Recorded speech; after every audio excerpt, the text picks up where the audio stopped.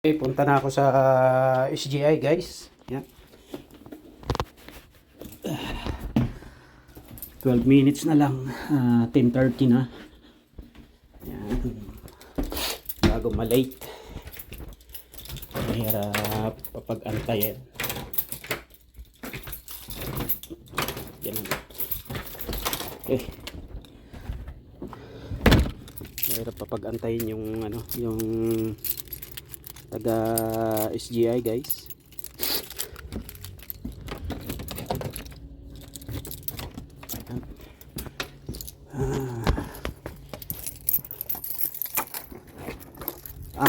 Dito sa Canada yung mga bahay dito, ang harapan nila ginagawa yung likod na pintuan. Doon sila pumapasok, doon sila lumalabas. So bihira nilang gamitin yung guys, yung harap na pinto. Ayan, ganda ng panahon ngayon, no? Ayan, grab muna ako. Saglit lang naman guys, tatawid lang ako, mga ilang block lang yun. Ayan. Ayan. Alright. Okay, drive muna ako guys. Okay. Drive muna ako pa SGI. Okay guys, itong cam ko medyo gagalaw-galaw siya dahil ito yung nakahook lang dito sa may loob, yung parang may spring stretch, na stretch siya. Ayan, punta muna ako guys sa sa SGI. Okay, meron na lang akong 8 minutes. Waiting na sila. Alright, ipang busy ngayon. Daming mga nakapark dito. Bandang kaliwa, kaliwaan, kanan kaliwa.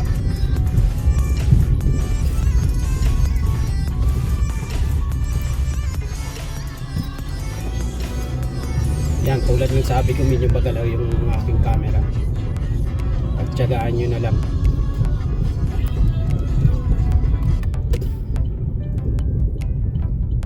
So, tayo.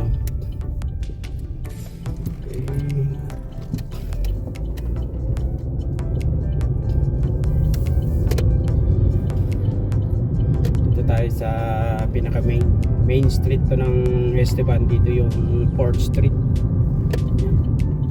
Niliko na rin siguro ako dito. Yan, may tumawid na bike, Pilipino. Ayan. Ingat ka kabayan. Ayan, tumawid. Ayan, pedestrian naman siya. Tama naman yung kanyang ginawa sa pedestrian.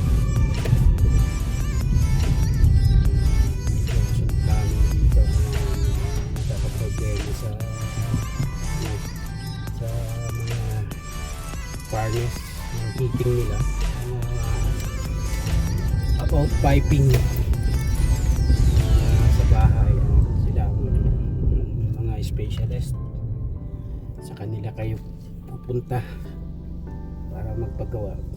So ito yung yung SGI nasa kaliwa ko. Pagkatawid, tatawid lang ako SGI, kumbaga sa Pilipinas, Inteo. Kita nyo yun, Claims Sentry. Claims Sentry tayo. Magaling lang siguro ako dito. Turn around na lang ako. Wala pa naman dito. So dito rin yung naalala ko way back 2010-11. Dito ko na kumuha ng ng tawag nito, kumuha ng nag-road test. Ayan, nandito na ako guys. SGI government ito, kumbaga LTO. Dito na lang ako mag-park. So ito yung sabi ko, kaya gumagalaw-galaw. Diyan ko lang nilalagay yung aking camera. Game Sentry SGI. Okay, call ahead ako. Diyan sa harap daw yan. Papasok siya dyan. Diyan sa harap na yan. Pin overhead yung door na. Kaumang na yung aking car yan. Papasok na lang sa door. Sa loob niyan. Para inspectionin nila yung mga damages nung collision.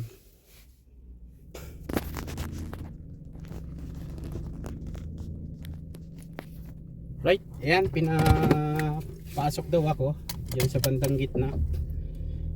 Yan, dahil wala daw silang record na schedule ko ngayon, unless na may nag-cancel daw, baka pinalit ako yon.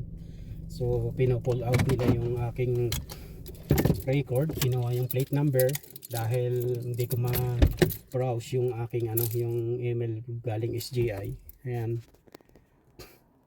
Dahil hindi ko pala inopen yung aking data. So ayan, awaiting na lang na yung unang naka-schedule, which is hindi yung pangalan ko. And then since na nag-aantay ako mga kalahating oras, sabi niya yung body shop na napili mo nandyan sa likuran lang nitong SGI ng building namin, dalhin mo na siya, bigay mo lang yung claim number at saka yung plate number mo. Tapos sabayin nyo lang siya na sila na waiting na lang half hour bago ma-upload yung yung estimate, yung appraisal.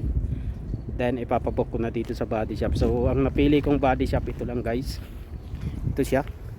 Yan, kita nyo yan, yan yung napili kong papasok na sa loob para kausapin ko sila. Ito na, tapos na ako dito sa SGI, tapos na rin ako dito sa may body shop na pinuntahan ko, na magkatabi lang kaya accessible siya. So hindi na ako nagpalayo-layo pa man para maging picky sa pagpili ng body shop kung saan ko gustong body shop dalhin itong aking vehicle. So yun yung naging nangyari, yung nasettle na sa SGI. So bumalik ako doon para pick upin yung aking apat na code dahil hinahanap dito sa body shop para mabuksan nila.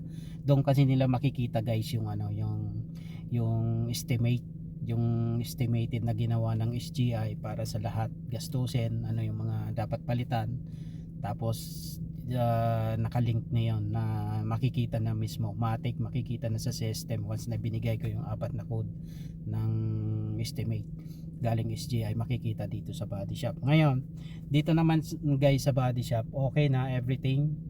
Waiting na lang ako sa aking schedule. And then yun nga lang guys, ito sa mga kabayan natin na mula sa Pilipinas na gustong makarating dito sa Canada, para kahit naman paano itong aking content ngayon, itong ating video ngayon makatulong sa inyo, makahelp, magkaroon kayo ng advance ideas na once na dumating kayo dito sa bansa namin dito sa Canada, ganito pag na-involve kayo sa isang collision or accident, limbawa tulad nung nangyari sa akin, nakabangga ako ng deer ng papuntang trabaho, ayan, paano nyo i-claim na para maayos uli, magawa yung inyong mga sasakyan. So ito na yung nangyari sa akin, okay na, na-settled na. October 17 guys, ibabalik ko dito sa body shop para i-fix nila. And then the body shop asked me, do you need a vehicle? Yes, I need a vehicle dahil 1 hour drive ako pumapasok sa aking trabaho sa border ng US and Canada. 1 hour drive yon. So habang gagawin nila yung aking vehicle, habang iiwan ko dito, meron silang ipapagamit na vehicle as a courtesy vehicle na gagamitin ko para may pangpasok ako sa trabaho. So yun guys, waiting na lang ako October 7-10. Then yun, doon naman sa guys, kung kayo ay nag-aalala paano nga pala yung bayarin, yung dahil wala akong autopack na sinasabi. Yung autopack guys dito, once na pumunta pala kayo dito sa Canada, mas maganda hanggat maaari magbayad na kayo ng autopack. Isama nyo, i-add nyo yun sa insurance nyo sa SGI na may autopack kayo, na once na na-involve kayo sa accident or any collision, kahit anong mangyari, basta drivable pa rin yung sasakyan, magbabayad lang kayo ng $100. Yun yung sinasabing autopack. Di tulad ng case ko ngayon, wala akong autopack package sa insurance ko. Magbabayad ako ng deductible $700. So $700 guys, compare sa $100 na autopack. Kaso yun naman kasi ako naman kasi inisip ko, since dumating ako dito, matagal na ako dito sa Canada, ngayon lang ako na-involved sa ganito, na nakabangga ako ng hindi ko naiwasan ng deer, first time, kaya ignorant pa rin ako anong mangyayari, ganyan. Nagsasabi ko dito sa body shop and sa SGI, I don't know nothing about sa sitwasyon na ganito. Ngayon alam ko na, So ina-advise ko sa inyo guys, pag nandito na kayo, kuha kayo ng Autopac dito sa Saskatchewan. Saskatchewan province lang yun yung may ganon. Di ko alam sa ibang probinsya kasi bawat province dito sa Canada guys, iba-iba yung rules nila, yung guidelines about sa driving, sa mga insurance, ano, sa mga vehicle.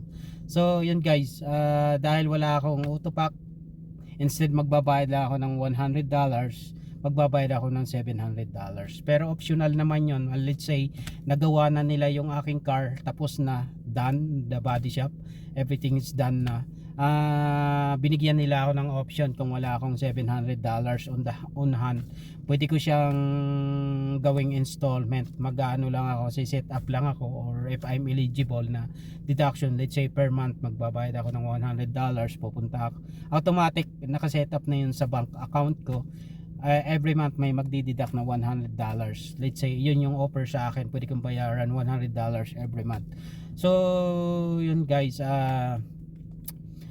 kaya ito, 12 years na rin ako dito sa Canada. First time kong nangyari ng ganito, na involved sa ganito, sa animal pa, sa wild animal pa yung naging accident ko sa vehicle.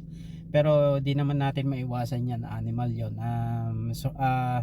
Lagi tayong kasi driving ako noon nung araw na yon, madilim pa, madaling mga 6 AM in the morning, dark pa yon dito.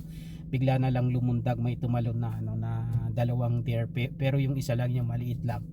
Buti na lang hindi yung malaki yung tumalon na biglang attempt na tumawid. Pero kahit nag-slow down ako, nag-apply ako ng safety brake para ma-avoid ko siya, talagang inaabot pa rin.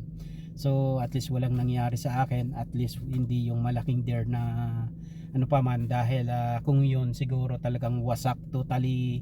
Mostly pag malaking deer, yung matandang wild animal, yung deer na nabangga nyo, usually talagang nagre-release ang airbag ng sasakyan. Once na nag-release yung airbag ng sasakyan, or basag yung buong harap mo, radiator, coolant mo na nagtatagas na, ganon, magiging ano na yon, ang pagkakaalam ko, magiging total wreck na yon.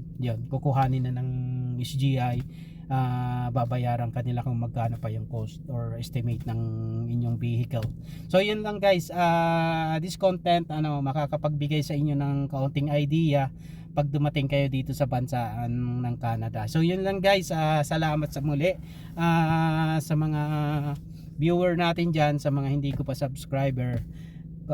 Sana magustuhan nyo yung aking content, and wag na rin kalimutang mag-like and put a comment and subscribe na rin kayo.